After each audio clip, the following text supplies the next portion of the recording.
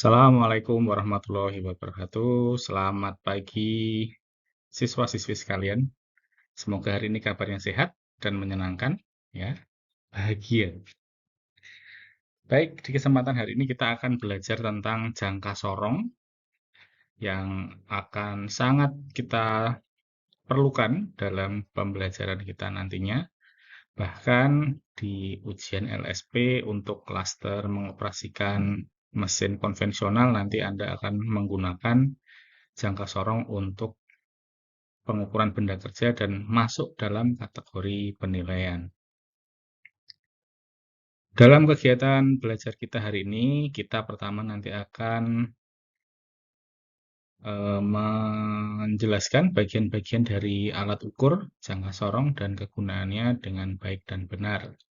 Selanjutnya, mampu mengukur bentuk benda kerja, dimensi luar, dimensi dalam, ketinggian, kedalaman, menggunakan jangka sorong dengan benar. Itu adalah tujuan pembelajaran kita hari ini. Selanjutnya, fungsi jangka sorong untuk pengukuran ada 3. Yang pertama adalah untuk pengukuran benda kerja pada bagian luar atau diameter luar. Tidak hanya diameter, segala ukuran, panjang, atau ketebalan juga bisa diukur. Bagian yang kedua atau fungsi yang kedua adalah mengukur benda kerja pada bagian dalam. Pengukuran menggunakan nanti pada bagian tanduk, bagian yang atas ditunjukkan oleh kursor. Pengukuran yang ketiga adalah nanti pengukuran kedalaman benda kerja ataupun mengukur ketinggian benda kerja yang bertingkat. Ini akan menggunakan ujung dari jangka sorong tersebut.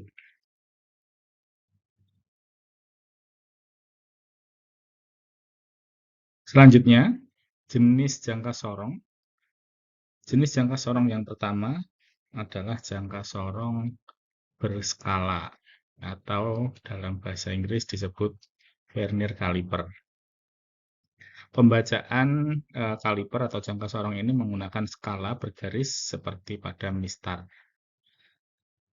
Kemudian jenis jangka sorong yang kedua adalah jangka sorong model jarum, yaitu dalam bahasa Inggris disebut dial caliper.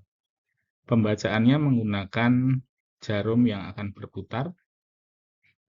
Biasanya dial caliper memiliki ketelitian yang cukup tinggi, seperti 0,01 mm. Jenis jangka sorong yang ketiga adalah jangka sorong digital. Jangka sorong ini akan langsung menampilkan hasil pengukuran pada layar LCD.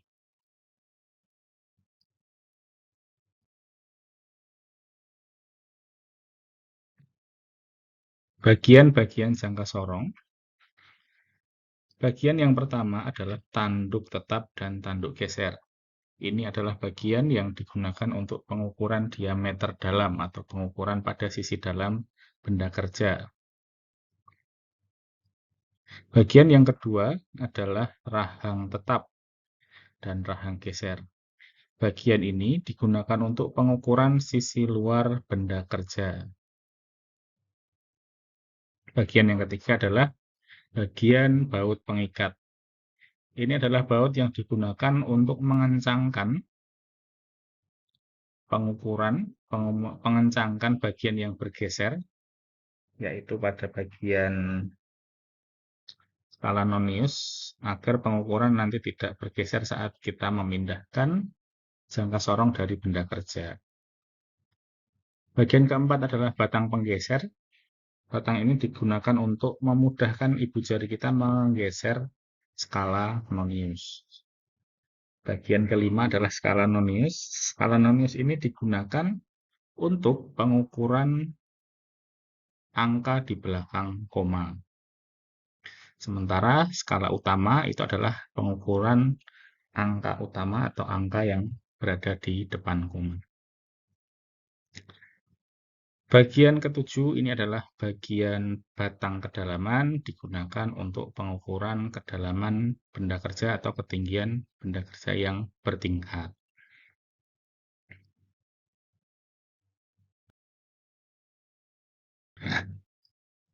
Ketelitian jangka sorong. Ketelitian sebuah jangka sorong adalah nilai paling kecil yang dapat diukur oleh sebuah jangka sorong. Contoh ketelitian jangka sorong ada yang 0,01 mm, 0,02 mm, 0,05 mm, dan seterusnya.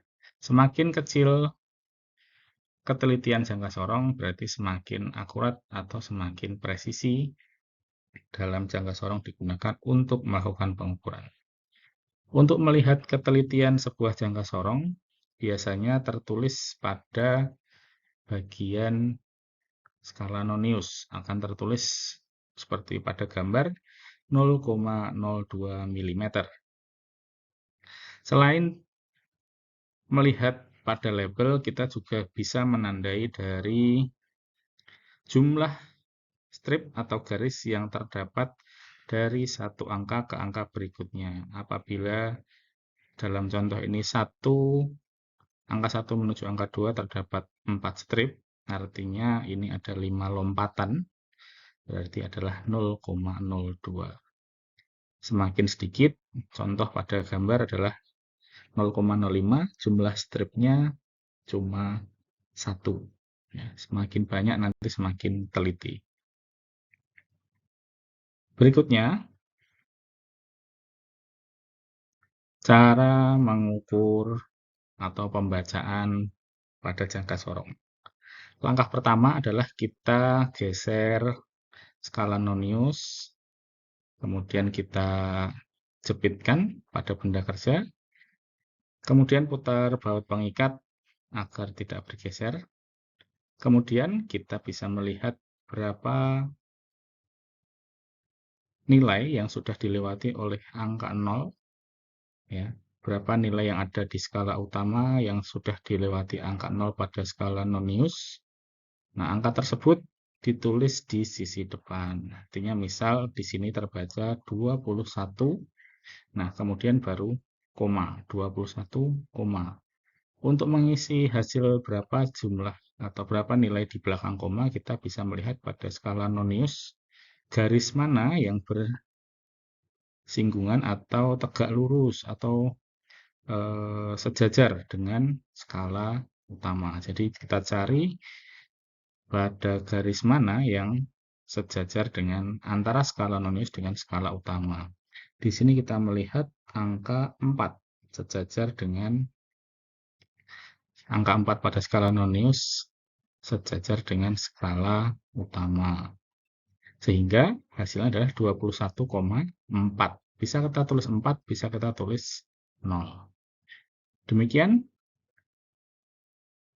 penjelasan tentang jangka sorong. Kita akan melanjutkan pada contoh soal dan akan kita bahas. Terima kasih. Wassalamualaikum warahmatullahi wabarakatuh.